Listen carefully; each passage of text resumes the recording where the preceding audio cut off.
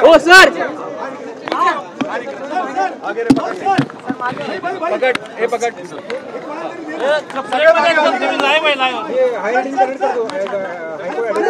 हे side low ना कोण आहे तो काय झालं कोर्टामध्ये काय उद्या 4 वाजेपर्यंत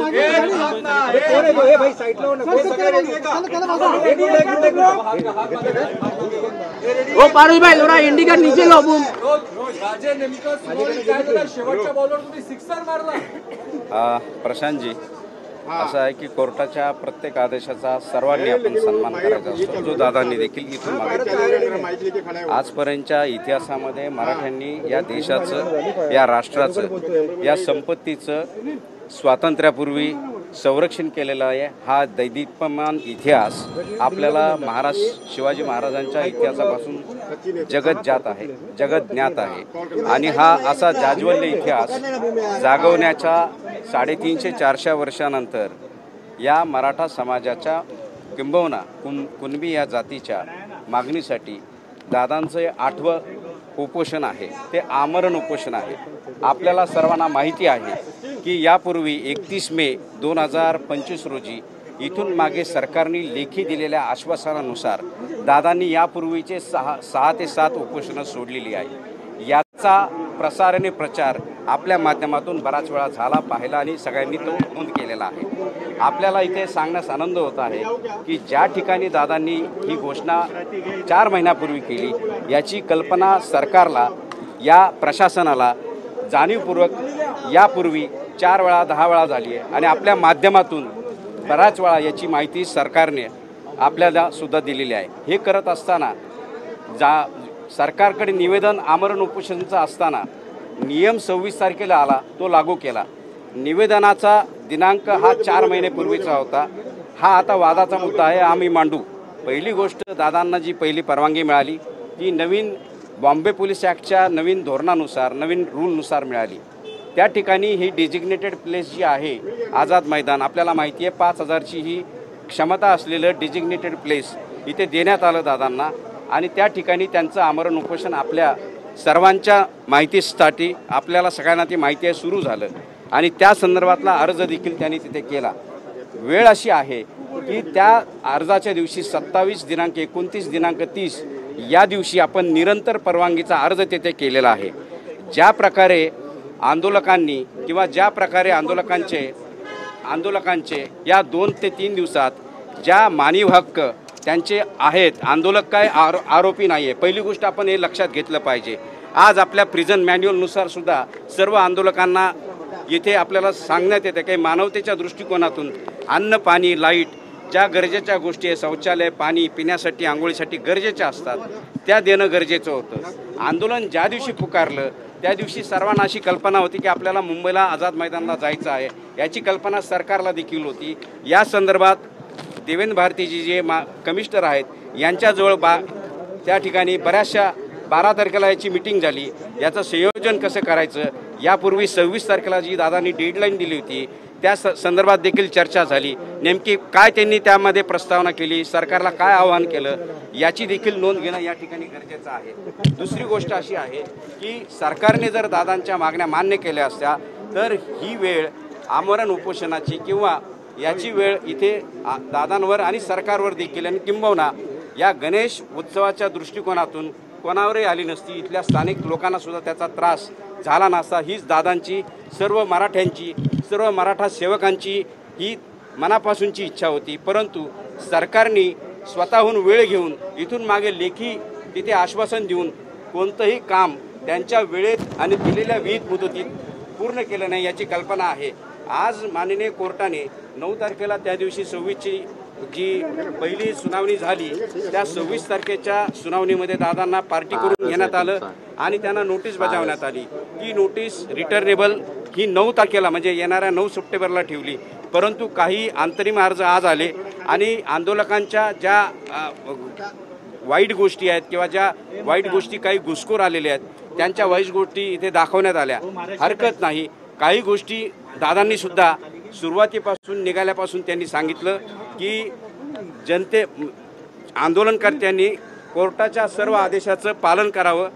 त्या संदर्भात त्यांनी वेळोवेळी आंतरवली सराटी ते मुंबई आणि मुंबई इथे आल्यानंतरसुद्धा मी आपल्या माध्यमातून वेळोवेळी सर्व आंदोलनकर्त्यांना मराठा सेवकांना यापूर्वी आवाहन केलेलं आहे की तुम्ही न्याय कायदा सुव्यवस्था पाळायची आहे आणि ती आपण पाळलेली आहे।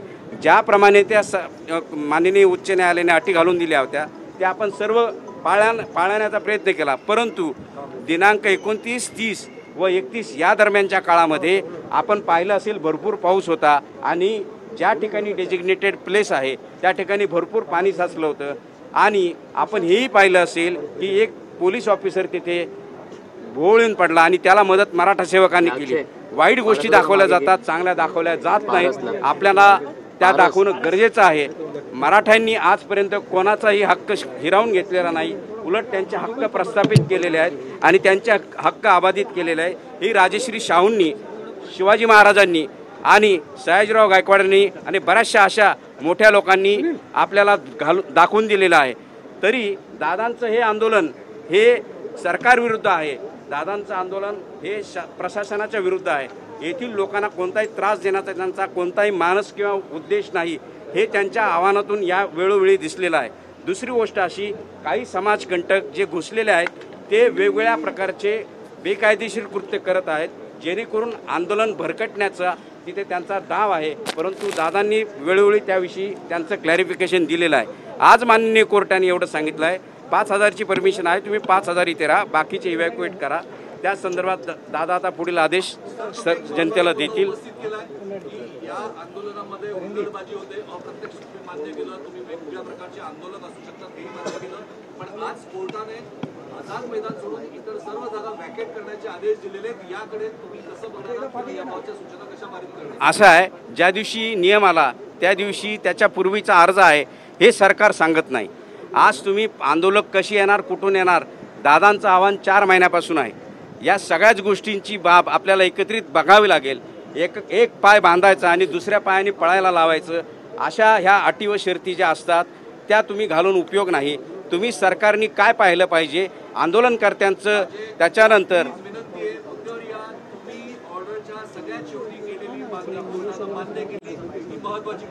बरोबर त्याच्या आधी मात्र आझाद मैदान सोडून इतर दक्षिण मुंबईतल्या CSMT वगैरे जागा वॅकेट करायचे आदेश दिले, त्याबद्दल काय सांगता? त्याबद्दल कोर्टाने यापूर्वी दिलेल्या आदेशाप्रमाणे आपल्याला त्या नियम पाळायचे आहेत आणि नवीन नियम पाळण्याचा देखील दादांनी जो अर्ज दिला, तुम्हाला माहिती असेल 26-27 तारखेला तो अर्ज दिला गेला आहे आणि त्याच दिवशी त्यांनी हेही सांगितलं आहे की वेळोवेळी जी दररोज मागणी करायची आहे, उपोषण आमरण आहे, त्या संदर्भात त्यांचा अर्ज असा आहे।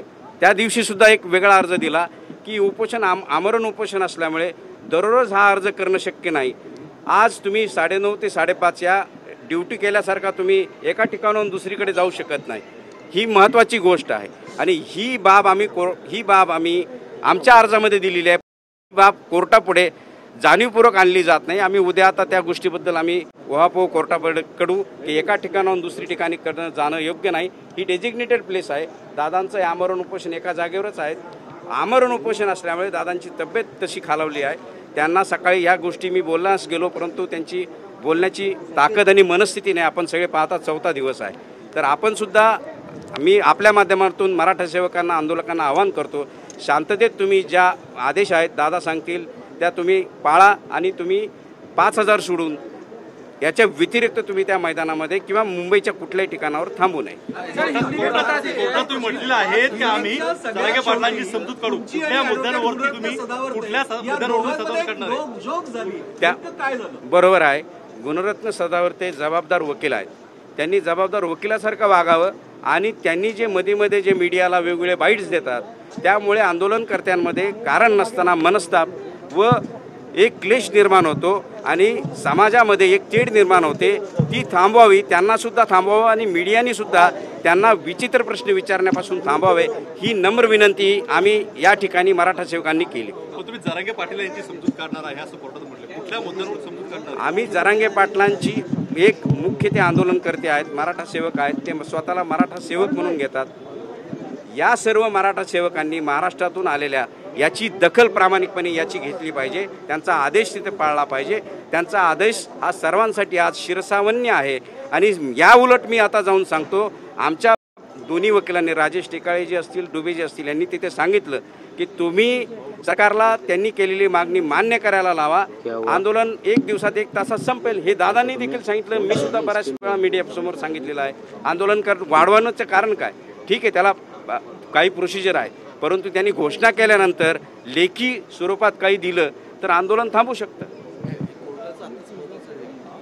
आंदोलनकर्त्यांची उलटबाजी असेल किंवा ते काही ठिकाणी कबड्डी खेळत वगैरे असे व्हिडिओज काहीतरी दाखवले वाटतं की रस्त्यावर आंदोलन करत असेल, तर त्यावरून लॉ अँड ऑर्डर इश्यू तयार झाला. आता म्हणून सगळं सुरुवातीपासून तुम्हाला एक सांगतो, नाही आंदोलन ऐक, हां हां,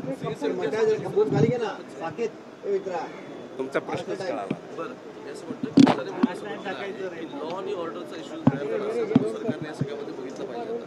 आता त्या संदर्भात कोणता व्हिडिओ दाखवण्यात आले, ते आंघोळ करतात वेगवेगळ्यावरती किंवा पिटिशनरचं म्हणणं कोणतरी कबड्डी खेळतंय. मुद्दा असा आहे की मनोज सरांगे सांगतायत की रस्ते खाली करा, लोकांना जाऊ द्या, तरी सुद्धा आंदोलन ते ऐकत नाही. सीएसएफचा रस्त्याच्या जाम आहे, मोकळा करत नाहीत, पोलिसांना सहकार्य करत नाही, तसं दिसतं या सगळ्यात. काय नक्की शेवटी आव्हान दादा करतील, तुमच्या म्हणण्याला अर्थ आहे. शेवटी आव्हान दादा करतील, या सगळ्या गोष्टी हळूहळू होतील. उद्या 4 वाजेपर्यंत वेळ दिलेला आहे आणि मराठा सेवक माझे गरीब जरी असले प्रामाणिक आहेत, दादांच्या शब्दाला प्रचंड मान देतात आणि ते करतील. दुसरी गोष्ट, ही लॉ अँड ऑर्डर सिच्युएशन का आली? तुम्ही दादांनी दिलेल्या आणि आंदोलनकर्त्यांनी दिलेल्या निवेदनाकडे सुद्धा लक्ष गांभीर्याने दिलं पाहिजे.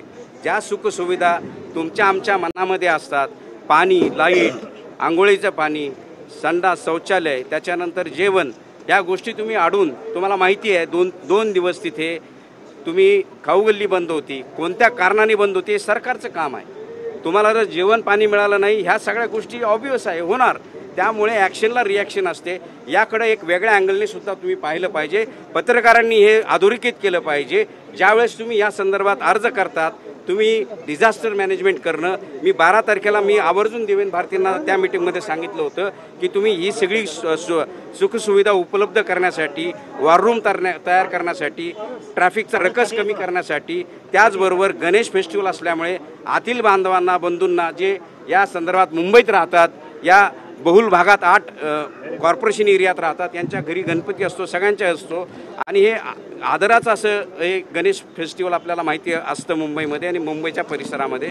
आपण त्याचा सन्मान करण्यासाठी त्याही लोकांना कोणताही त्रास होऊ नये, आणि हा सुट्टीचा दिवस असल्यामुळे तुम्हाला हे लक्षात आलं असेल, पाणी न मिळाल्यामुळे या सगळ्या गोष्टी झाल्या. जेव्हा याच्या बातम्या तिथे गेल्या तेव्हा तेव्हा संपूर्ण महाराष्ट्रातून खाण्याचे आणि पाण्याचे ट्रक आले आणि त्या वितरित करण्यासाठी त्यांनी जेव्हा तिथे सुरुवात केली, त्याच्यानंतरचे सांगताय झालंय, कारण तो एक राग मनामध्ये होता आणि ते झालं असेल. काही लोक घुसलेले गंभीर मुद्दा हिअरिंग मध्ये समोर आला. आंदोलक पत्रकारांवर सुद्धा हल्ले करतात, धक्काबुक्की झाली. त्या तुम्हाला माहिती असेल, त्यावेळेस सुद्धा मनोज दादांनी स्पष्टपणे सांगितले, कानाखाली काढा. जो कोणी तुम्हाला त्रास, आजपर्यंत तुमच्या या 200-400 चॅनलला माहिती आहे, दादांनी स्पष्ट आदेश दिलेले आहेत. कोणी तुमच्याशी उल्लडबाजी केली, पोलिसांची केली, कारण आम्ही सतत संपर्कात होतो. पोलीस प्रशासन हे सांगणार नाही की त्या दिवशी रात्री आम्ही 4-5 वाजेपर्यंत, दुसऱ्या दिवशी 4-5 वाजेपर्यंत काय केलेलं आहे. पोलिसांना हे सांगावं लागतंय. त्यांनी सांगितलं पाहिजे की काही लोकांनी इथे ती ट्रॅफिक मोकळी करण्यासाठी सुद्धा प्रयत्न केले. आणि दादांनी काल तुमच्या सर्वांसमोर सांगितलं आहे, असं कुणी करत असेल, कुणी घुसखोर असेल, मुद्दाम करत असेल, त्यांना तुम्ही तुमच्या भाषेत उत्तर द्या. त्यांनी कोणाची गय केलेली नाही. आणि स्त्रियांचा आदर करणं हा आपल्या प्रत्येक समाज मनाचा एक आरसा आहे आणि तो सांगण्याची कोणाला गरज नाही. तो धडा आपल्याला घरातच मिळतो आणि तो सर्वांनी पाळावा, हेच दादांचं कालचंही सांगणं होतं. धन्यवाद. 29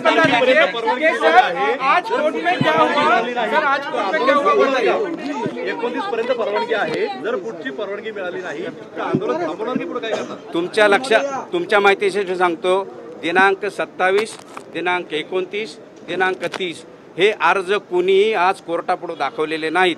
निरंतर, कारण एका वेळी 2 कंडिशन चालू शकत नाही, ही ॲल्युमिनी आहे. दिनांक 27ला, दिनांक 29ला आणि दिनांक 30ला दादांनी तिथे अर्ज केलेला आहे. तो विहित नमुन्यात नाही, असं सरकारचं म्हणणं आहे. सरकारने हे सांगितलं पाहिजे. निरंतर असा अर्ज दादांनी आमरण उपोषणासाठी मागितला आहे, तशी परवानगी मागितली आहे. आपल्या माध्यमातून सरकारने त्याची दखल घ्यावी. तो अर्ज आजपर्यंत त्यांनी निकाली काढलेला नाही. खोट्या बातम्या तुम्ही करू नका, विचित्र बातम्या तुम्ही करू नका, जेणेकरून समाज घटकांमध्ये आणि आमच्या मराठा सेवकांमध्ये वेगळा संदेश जाईल.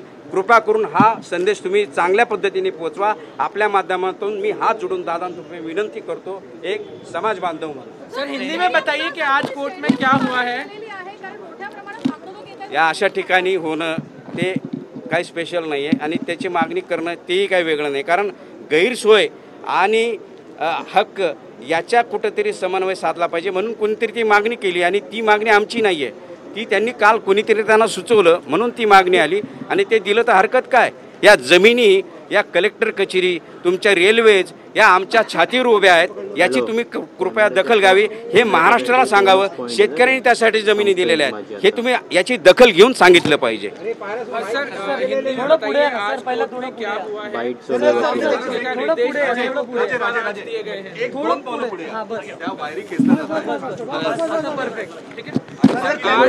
भाई अभी बोल लो अभी.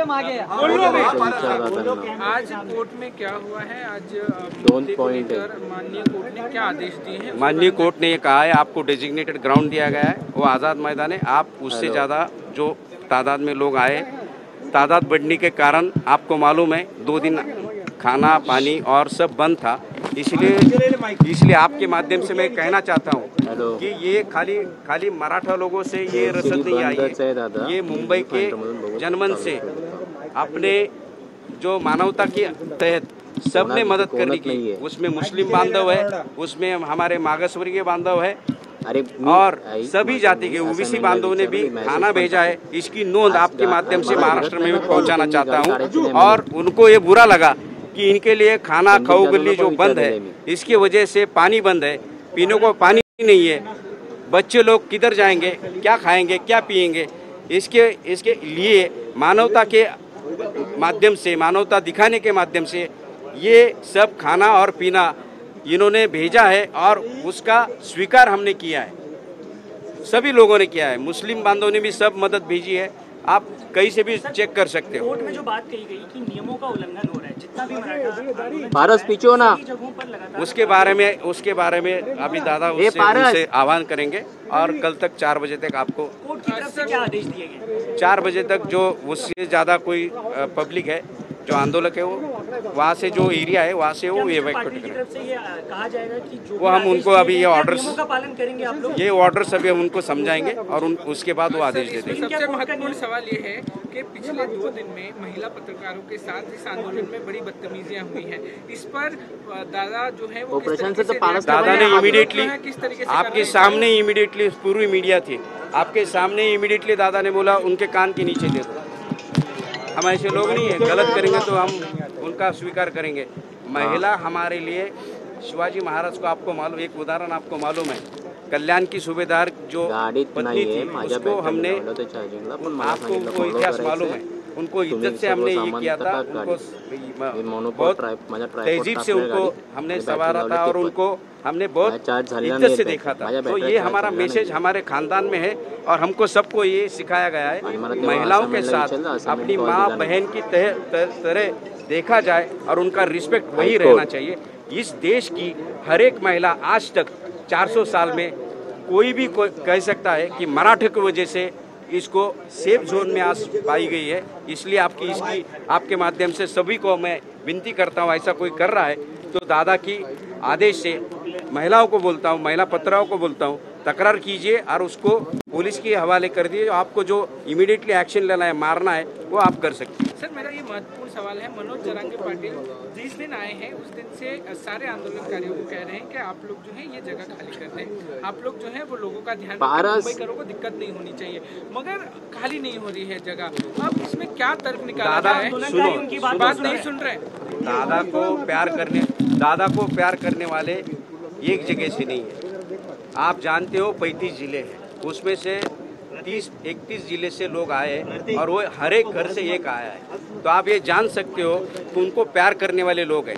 आज से लोग अपने ये आदेश पूरी तरह से पालन करेंगे और दादा ये आदेश हम उनको समझाएंगे, दादा आदेश उनको दे देंगे। चलो थैंक यू। चलो अरे बाबा